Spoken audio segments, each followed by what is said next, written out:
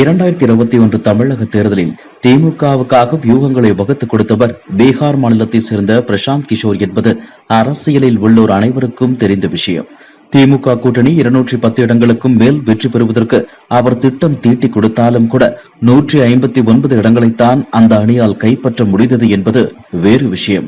எனினும் அவருடைய ஐபேக் நிறுவனத்திற்காக திமுக தரப்பிலிருந்து 360 கோடி ரூபாய் வழங்கப்பட்டதாக அப்போது வெளியான தகவல் தமிழக அரசியலில் பெரும் அதிர்வலையையும் ஏற்படுத்தியது. இதை திமுக தலைமை இன்று வரை மறுத்ததாக தெரியவில்லை. 2023 தேர்தலுக்கு பிறகு பிரசாந்த் கிஷோர் எந்த ஒரு மாநில கட்சிக்கும் தேசிய கட்சிக்கும் வியூகங்களை வகுத்துக் கொடுக்கவில்லை என்பது குறிப்பிடத்தக்கது. அதற்கு அவர் கூறிய காரணம், இப்போது செய்வதை நான் தொடர விரும்பவில்லை, போதுமான அளவுக்கு உழைத்து விட்டேன், எனக்கு ஒரு இடைவேளை தேவைப்படுகிறது, வேற எதையாவது வாழ்வில் செய்ய ஆசைப்படுகிறேன், எனவே இந்த இடத்தில் இருந்து விலக விரும்புகிறேன், தேர்தல் ஆலோசனை கூறும் பணியில் இருந்து நான் விலகினாலும் எனது ஐபேக் நிறுவனம் தொடர்ந்து இயங்கும் என்று குறிப்பிட்டதுதான். அதே நேரம் பிரசாந்த் கிஷோர் இந்த 3 ஆண்டுகளில் தனிப்பட்ட முறையில் எதையும் சாதித்ததாக தெரியவில்லை என்ற போதிலும் தேர்தல் நிலவரம் குறித்து அவர் அவ்வப்போது கருத்து தெரிவிக்க தயங்கியதும் கிடையாது. மோடி தலைமையிலான பாஜக மீண்டும் ஆட்சியை பிடிக்க அதிக வாய்ப்புள்ளது, அவரை வீழ்த்துவது அவ்வளவு சுலபமல்ல, எதிர்க்கட்சிகள் ஒருங்கிணைந்து செயல்பட்டால் மட்டும் அவருக்கு கடுமையான போட்டியை ஏற்படுத்த முடியும் என்று காங்கிரஸ், சமாஜ்வாதி, ஆம் ஆத்மி, திரிணாமுல் காங்கிரஸ் உள்ளிட்ட கட்சிகளுக்கு அறிவுரை வழங்கியும் வருகிறார்.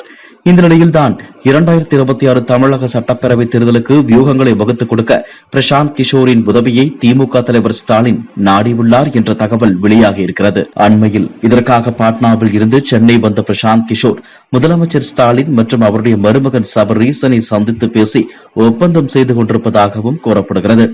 இத்தனைக்கும் ஏற்கனவே ஐபேக் நிறுவனத்தில் பணியாற்றிய 702 ஊழியர்களில் 75 பேர் தற்போதும் திமுகவுக்கு தேர்தல் வியூகங்களை வகுத்துக் கொடுக்கும் பணியில் ஈடுபட்டுதான் வருகின்றனர். இது தவிர சபரீசன் நடத்தும் பென் என்ற நிறுவனத்தில் 60க்கும் மேற்பட்டோர் திமுகவுக்கு பல்வேறு வியூகங்களை வகுத்தும் கொடுக்கின்றனர். மேலும் திமுகவின் ஐடி விங்கும் ஏராளமான யோசனைகளை அறிவாலயத்திற்கு தொடர்ந்து அளித்துக் கொண்டேதான் இருக்கிறது. அப்படி இருந்தும் கூட முன்பு பிரசாந்த் கிஷோர் அவ்வப்போது சென்னையில் தங்கி இருந்தவாறு தனது ஐபேக் ஊழியர்களை நேரடியாக வழிநடத்தி தேர்தல் வியூகங்களை வகுத்துக் கொடுத்தது போன்ற திருப்தி திமுக தலைவர் ஸ்டாலினுக்கு ஏற்படவில்லை என்கிறார்கள். இதற்கு முக்கிய காரணம், நடந்து முடிந்த நாடாளுமன்ற தேர்தலில் பென் நிறுவனமும் திமுகவின் ஐடி விங்கும் எடுத்த ரகசிய சர்வேக்களில் இழுபறி தொகுதிகள் குறித்து துல்லியமாக கணிக்கப்படவில்லை என்று கூறப்படுவதுதான். 39 நாடாளுமன்ற தொகுதிகளிலேயே தேர்தல் முடிவுகள் எப்படி அமையும் என்பதை உறுதியாக கணிக்க முடியாத நிலையில் 2026 234 தொகுதிகளை இவர்கள் எப்படி துல்லியமாக கணிப்பார்கள் என்ற சந்தேக கேள்வி திமுக தலைமையிடம் எழுந்துவிட்டது என்கிறார்கள். ஏனென்றால் அப்போது நடிகர் விஜயின் தமிழக வெற்றி கழகம் திமுக கூட்டணிக்கு பலத்த சவாலை அளிக்கலாம். விஜய் கட்சியுடன் கூட்டணி அமைத்து போட்டியிடுவதற்கு நடிகரும் இயக்குநருமான சீமானின் நாம் தமிழர் கட்சி தயார் நிலையிலேயே இருக்கிறது. இன்னொரு பக்கம் பிரதான எதிர்க்கட்சியான அதிமுக மீண்டும் ஆட்சியை கைப்பற்றுவதற்காக அத்தனை அஸ்திரங்களையும் கையில் எடுக்கும். பாஜக, பாமக, அமமுக கூட்டணியும் திமுகவுக்கு மற்றொரு அச்சுறுத்தலாக அமையும். இப்படி கடுமையான 4 முனை போட்டி நிலவும் போது 35% ஓட்டுகள் கிடைத்தாலே போதும் 130 தொகுதிகள் வரை வெற்றி பெற்று ஆட்சியை கைப்பற்றிவிட முடியும் என்பது அரசியல் ரீதியான கணக்கு. அதனால் காங்கிரஸ், விசிக, மதிமுக, மார்க்சிஸ்ட், இந்திய கம்யூனிஸ்ட், முஸ்லிம் லீக், மனிதநேய மக்கள் கட்சி, கொங்கு நாடு மக்கள் தேசிய கட்சி, தமிழக வாழ்வுரிமை கட்சி ஆகியவற்றை கூட்டணியில் தக்க வைத்துக் கொண்டாலே எளிதில் வெற்றி பெற்று விடலாம் என்ற நம்பிக்கை திமுக தலைமையிடம் நிறையவே உண்டு. எனினும் நாடாளுமன்ற தேர்தலில் போட்டியிட வாய்ப்பு அளிக்காத காரணத்தால் தமிழக வாழ்வுரிமை கட்சி, மனிதநேய மக்கள் கட்சி இரண்டும் திமுகவிடம் 2026 தமிழக தேர்தலில் அதிக தொகுதிகளை துணிந்து கேட்கலாம். அது கிடைக்காத பட்சத்தில் கூட்டணியில் இருந்து வெளியேறுவோம் என்று திமுகவை அந்த கட்சிகள் மிரட்டவும் செய்யலாம். இது போன்ற எதிர்பாராத நெருக்கடியான நிலைமையை சமாளிப்பதற்காகத்தான் எவ்வளவு பணம் செலவானாலும் பரவாயில்லை, பிரபல தேர்தல் வியூக வகுப்பாளர் பிரசாந்த் கிஷோரை எப்படியும் தங்கள் பக்கம் கொண்டு வந்து விட வேண்டும் என்பதில் முதலமைச்சர் ஸ்டாலின் மிகவும் உறுதியாக இருந்து அதில் வெற்றியும் பெற்றுவிட்டார் என்று கூறப்படுகிறது. இம்முறை சுமார் 600 கோடி ரூபாய் வரை பிரசாந்த் கிஷோருக்கு கொடுக்க வாய்ப்புள்ளதாகவும் தெரிகிறது.